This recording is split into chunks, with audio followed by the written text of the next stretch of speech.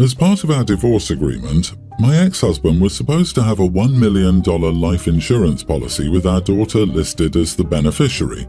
He was not supposed to change this policy without my approval. He passed away last year and I found out he added his other 2 kids to the policy without asking me. He didn't even raise the amount of the policy. So it would have meant that our daughter would have gotten 1/3 of the money instead of everything she was supposed to get. I immediately went to a lawyer to see what could be done. He got the court to stop the insurance company from paying out until this was dealt with. It's now been officially settled that all the money was put into a trust for my daughter. It's caused a bit of tension with my ex's wife, Emma, the other kid's mother, to say the least. I still see her every so often when dropping off or picking up my daughter at my ex's in-laws. They're all very nice people and fortunately have been there as a buffer so all 3 kids can still have a relationship with each other without Emma and I having to be too involved. However, there are still times when I drop off or pick up my daughter when I run into Emma. Every single time I do, she brings up how broke she is. Yesterday I bumped into her again after we dropped the kids off. I admit it wasn't my finest moment, but as I was heading to my car, she brought up being broke again and I rolled my eyes. That set her off and she brought up the life insurance money again and how much of a witch I was to take that money away from her kids. They deserve the money just as much as my daughter and should have gotten an equal share, and that it was what their father wanted. They got left with nothing because of me. Thankfully, all the kids were inside while this happened. I decided to leave and not engage her, but it's still bothering me. Am I the idiot for contesting my ex-husband's life insurance and taking it away from my daughter's poor half-siblings? Edit, my daughter is a tween, Emma's kids are a young grammar schooler and a preschooler. The divorce was 6 years ago. I'm not in control of my daughter's trust and cannot move the money around or give some of the money to her siblings. I can only ask for certain expenses for my daughter, paid directly from the trust with the trustee's approval. So this was a mistress turned wife? Not the idiot. It's not your fault your ex decided to go against his divorce agreement instead of setting something up for his other 2 children and new wife. His actions aren't on you. You went legally to get what was owed to your child. Legally, you're in the right. And ethically, the mistake is his. Oh, and everyone saying you should have just shared it with his other 2 kids really don't seem to understand that it's not your money and it never was. You advocated for your child, the legal recipient of that payout, to receive the full amount of what she's legally entitled to. It's not just some arbitrary thing, it was enforced because an insurance policy is a legally binding contract, and so is your divorce agreement. 100% this. The idiot is the ex who failed to get a policy for his additional children. He knew this might not hold up but didn't care to purchase a second policy. The new wife's anger should be directed at him. All OP did was enforce what had already been determined legally. Possible, but you're assuming that given the size of the policy, he may have had enough income to justify greater coverage. I'm just pointing out that the typical American middle-class person will not get approved for a $3 million in term life, $1 million for each kid. Did she know about the divorce settlement and that he'd changed the policy without you knowing? If she did, then she's a victim of her own doing. There's no way the ex-husband didn't understand the divorce decree. He just played a stupid game and assumed he wouldn't die, so he would know. Emma either was lied to by him or was in on it too. He was likely expecting a mix of not finding out until it was too late after the payout and that you would feel so bad for abandoning his other children. He left them with nothing, not you. You didn't do that. Dude set one woman up to blame the other when the dominoes fell, when really he was trying to screw them both. My brother married Carly 10 years ago, and they asked to use my beachfront property as the venue. I said sure, but you have to pay me. It's not like I can let someone use it for free and I don't have costs such as utilities. I'm not rich like that. They were insulted, so I told them to ask Carly's rich daddy to pay. That set in motion a long-standing grudge between Carly and me. My brother got over it after he understood where I was coming from. They did quite well for themselves, but she felt insulted and entitled, and I refused to apologize. They have a pre-tween son, Addison, who I'm very close to. I'm like a second dad to that kid. My brother has been battling cancer for a few years, and his health is declining. He made it clear that he wants me to play an active role in Addison's life and be the dad he won't be able to be. The only person making that hard is Carly. I finally told her that my brother's impending death was more significant than her grudge against me and she needed to drop it because her only child would need me more than ever. She said not to talk to her that way. I said I'm not my brother and I'm not your dad. I don't think you're a princess. Grow up. If I were you, I'd learn from this and do what's best for that boy. So, am I the idiot for telling my sister-in-law it's time to get over my declining her and her brother using my property for their wedding? I told them to ask Carly's rich daddy to pay, and I said I'm not my brother and I'm not your dad. I don't think you're a princess. Grow up. If I were you, I'd learn from this and do what's best for that boy. Gee, I wonder why she doesn't want you around. Sir, you are the idiot. In all honesty, given how you speak to and about her, being around you might not be in Addison's best interests. You're rude to people and then refuse to apologize. This is also a pretty poor example to set. She's about to lose her husband, and you showed no compassion, only contempt. Agree OP is the idiot. I wouldn't want OP around my child setting an example. He's about to be shocked when his brother dies, and she doesn't need him and actually chooses to keep him away.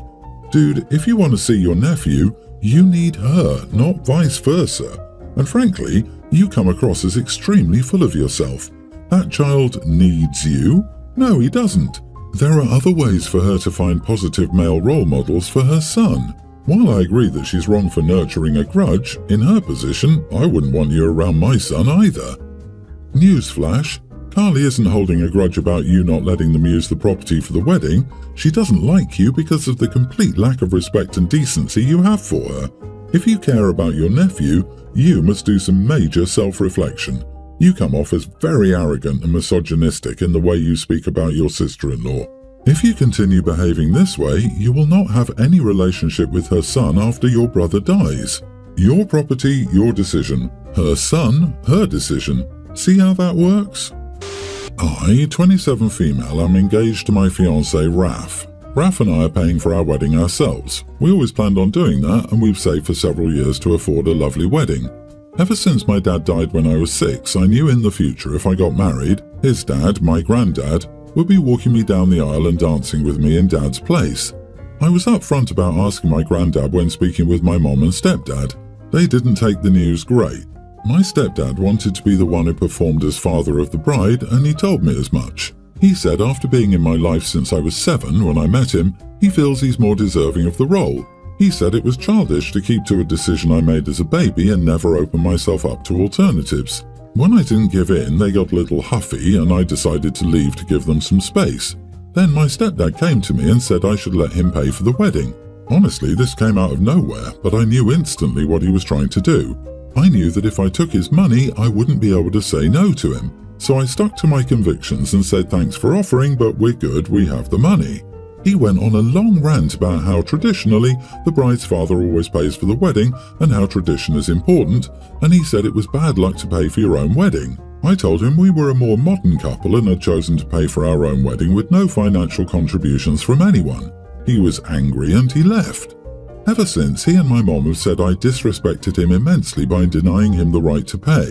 Mom brought up how he comes from a very traditional and conservative family and that it's shameful for him not to be paying for everything.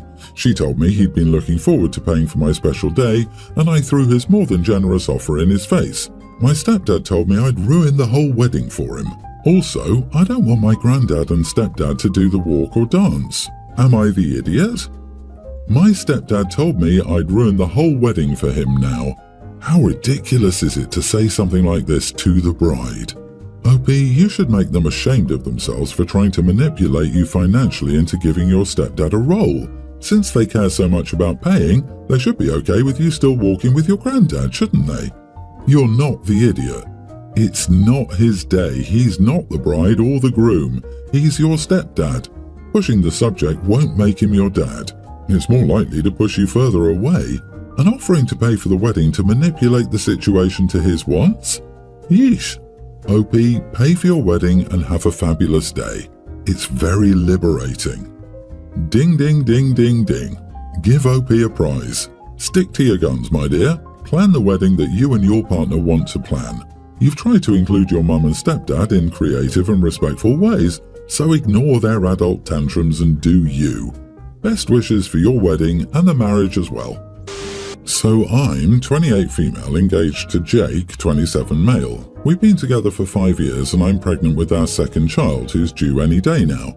I get along with his family except for Jenny, who was dating Jake from ages 14 to 16. She ended up moving in with them because of issues at home, and she's also super close to his sister. Jake told me when they broke up it caused issues, and he ended up moving out at 17 to live with his uncle, which Jenny saw them as choosing her.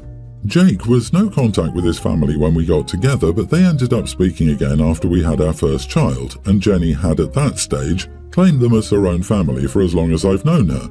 She made jokes about being the favourite, and that if any of the siblings or their partners get on her wrong side, she'll have them kicked out the family like she did Jake. Not true. When we first met them, Jenny was extremely cold and rude to me. She kept making comments about how disappointed she was in Jake. It's not gotten better. She told me multiple times I'll never be part of their family, and keeps making out I'm just a fling that will disappear any day. My in-laws had a get-together tonight for dinner and a few drinks. Obviously, with me being 2 days overdue, everyone was buzzing and giving me attention, which made Jenny angry. I came out of the bathroom at one stage, and Jenny, who had had one too many, was waiting for me. She told me that no matter how many times I get pregnant, or even when I wear my white dress, she looked me up and down, even though I shouldn't, she'll still be more important because if they choose her over their son, they'll choose her over some loose woman who got pregnant after dating a guy for 6 weeks. I told her actually I'm more important, and that I'm never going to go away because I'm the mother of their grandchildren, and I'm going to have their last name, which Jake nor her parents ever gave her, and all she is to them is a charity case who needs to get over her ex. Whole different story there, and she needs to see a therapist to work on her issues. Then I told her to sober up, she looks pathetic. She then broke down crying and everyone came to see what was going on. I told Jake I wanted to go home. After hearing the whole story, his family is on my side, but his sister is mad about what I told her and said it's triggered her abandonment issues, which will put Jenny back into a dark place. Am I the idiot for telling my fiancé's sister I'm going nowhere? Not the idiot. Jenny needs therapy. Lots of it. Whatever happened with her family led to her fixation and fear of losing this family, but it's not an excuse to insult you and your place in the family. You didn't trigger her abandonment issues. They were on full display when she confronted you. If your future sister-in-law cares about Jenny, she should stop blaming you and get her friend some help. You were so close to not being the idiot, but then you told her that she's never going to mean anything to her family. That's how they treat her and how she likely views them, because she's just a charity case. That's excessively cruel. She was a child when she came to live with them. Do you think she was in a good place when that happened? Throwing someone's childhood trauma in their face like that wasn't necessary. You could have stopped at the grandchildren part. She was way out of line, but you know she has some serious issues. You went right for the jugular anyway. You are the idiot. I do not for the life of me understand all the "you are the idiots." So what if you went for the jugular? You've put up with her for long enough. Don't dish out if you can't handle someone clapping back. Honestly, I hate it when someone gets crap for clapping back. You are not the idiot. Not every human alive is expected to be a saint. You can be petty and mean. I don't believe in starting a fight, but you sure can end it. And Jenny needs more than a lot of therapy. That poor girl needs to go away to someplace quiet for 30 days where there is nothing but therapy. She sounds like a mess. Update: am I the idiot for telling my fiancé's sister I'm going nowhere? So my in-laws came over today to talk about what's going on. Jake explained he doesn't want our family around Jenny anymore because her behaviour is alarming. He said his family is free to come to our home to see our kids, but Jenny isn't allowed. Nor does he want her around us in the future because he hates her, and so does his other brother and his wife. His parents said they understood and apologised for everything, but his sister said they couldn't just shut her out because of her mental state. Jake said if she wants to keep Jenny in her life, that's fine, but she isn't family to us, and we don't want her in our lives. Sister-in-law said Jenny is her sister, and if we don't allow her to the wedding or family events, she won't go. She'll get another sibling to boycott too, which was hilarious and cringeworthy because they told her then and there they wouldn't boycott anything for Jenny.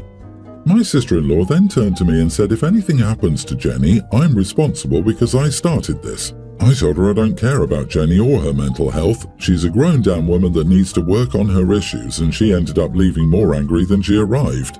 My in-laws seem to be taking accountability for their part in letting Jenny's behaviour go unchecked for so long, but we will see how things play out. My mom and sister arrived earlier today, so I feel more at ease, especially since I'm beginning to get a feeling my daughter is going to make her entrance into the world in the next day or two. Thank you all. My stepsister, nearly adult, and I, same age, are both seniors at the same high school. This Friday we discovered our preliminary rankings, and I'm on track to be valedictorian if I maintain my current grades. I've had straight A's my whole life and took all the AP, honours and dual enrolment classes I could to keep my GPA. Our class is huge, 540 people, and there were quite a few competitors for the top spot, including my stepsister, but most of them got screwed by their freshman grades. That year we were online, so many people didn't do so well. My stepsister discovered that unless something catastrophic happens, I will be valedictorian. She must have known she wouldn't be valedictorian because I've always had better grades than her. She thought she would at least be in the top 20, but she ranked 27th.